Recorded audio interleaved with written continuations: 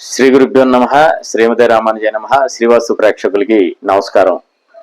అయితే ఇటీవల మనకు ఒక కాల్ చేసి అంటే వాస్తు విషయాల్లో ఏమంటే మాకు స్థలం ఉంది, ఈ తూర్పు స్థలం ఉంది, అయితే నా నక్షత్రం ప్రకారం ఉత్తరం అయితే మంచిది లేదా దక్షిణం అయితే మంచిది, ఈ రకంగా అంటే ఎవరన్నా ఆలోచన అని అంటున్నారండి. కాబట్టి నేను ఈ ఉన్న స్థలాన్ని అమ్మేసి ఆ దిక్కుకి నేను నక్షత్ర ప్రకారం ఏదైతే వస్తుందో ఆ దిక్కుకి నేను తీసుకోవచ్చా అని చెప్పేసి అని అడగడం జరిగింది. అయితే నేను అన్నాను, అది కరెక్ట్గా అంటే ఆయన ఏదైతే చెప్పాడో ఆ స్థలం ఖచ్చితంగా 90 డిగ్రీలో ఉంది. ఎందుకంటే ఆ ప్రాంతం అనేది ఆ డిగ్రీస్లో ఉంది.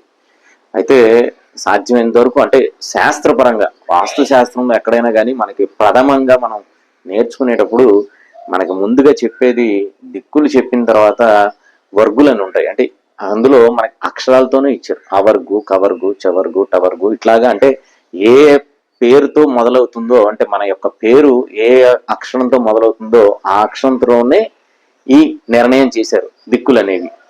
కాబట్టి ఇక్కడ మళ్ళా నక్షత్ర ప్రకారం అనేది అంటే నక్షత్రానికి ఏదైతే పేరు వస్తుందో ఒక్కోసారి ఆ నక్షత్రానికి సంబంధించి అనుకోండి కొంత మారే అవకాశం ఉంటుంది. ఎందుకంటే ఒకటి గుర్తుపెట్టుకోవాలి, అందరికీ కూడా నక్షత్రాలు ఖచ్చితంగా ఉండే అవకాశం ఉండదు.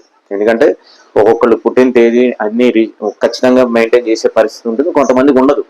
అలాగే కొంతమందికి పేరు అనేది కూడా నక్షత్ర ప్రకారం పెట్టే పరిస్థితి కూడా ఉండదు. కాబట్టి శాస్త్ర ప్రకారంగా ఖచ్చితంగా పేరుతో ఏదైతే మొదలవుతుందో దాని పరంగా తీసుకోవటం అనేది మంచి పద్ధతి. లేదా ఆల్రెడీ ఉన్న స్థలం ఉంది, ఉన్నప్పుడు లేదండి మీ పేరుకి ఇది నప్పదు అందుకని మీరు ఇది అమ్మేసుకోండి అని చెప్పడం అనేది కూడా బాగుంది. పురాణంగా అంటే పాతకాలంగా మనం చూసుకుంటే ఒక పెంకుటింటి నిర్మాణం చేసినప్పుడు మనకి తూర్పు పడమర లేదా ఉత్తర దక్షిణాల ద్వారాలు మాత్రమే ఉండేది. పక్కన ఇటు పక్కన ఈశాన్యంలో ద్వారాలు ఇంకోటి ఉండేది కాదు. అందులో అన్ని రకాల పేర్లు అంటే కనీసం 3-4 తరాల నుంచి 5 తరాలు 6 తరాలు ఉన్న పరిస్థితులు ఉన్నాయి. అందుకని శాస్త్రపరంగా నిర్మాణం చేసుకునేటప్పుడు అది తూర్పు అయినా ఉత్తరమైనా దక్షిణమైనా అంటే ఇండిపెండెంట్ హౌస్ సాధ్యమైనంత వరకు మనకు కావాల్సిన దిక్కులో అంటే మన పేరు బలం బట్టి అది సింహద్వారాన్నిగా మనం ఏర్పాటు చేసుకునే అవకాశం ఉంటుంది. అందుకని ప్రతి వర్గు కూడా 1, 3, 7 అనేవి అంటే ఈ 3 దిక్కులు బాగుంటాయని శాస్త్రపరంగా చెప్పడం జరిగింది. కాబట్టి సాధ్యమైనంత వరకు మీ పేరు బలం మీద ఏదన్నా ఉంటే దాని పరంగా తీసుకోవచ్చు. లేదు ఆల్రెడీ ఈ స్థలం ఉంటే దాని పరంగా నిర్మాణం చేసుకోవచ్చు. ప్రత్యేకంగా మళ్ళీ మార్చుకొని ఇంకోటి అది అమ్మేసుకొని ఇంకోటి తీసుకోవాల్సిన అవసరం అయితే లేదు. జై శ్రీమన్నారాయణ.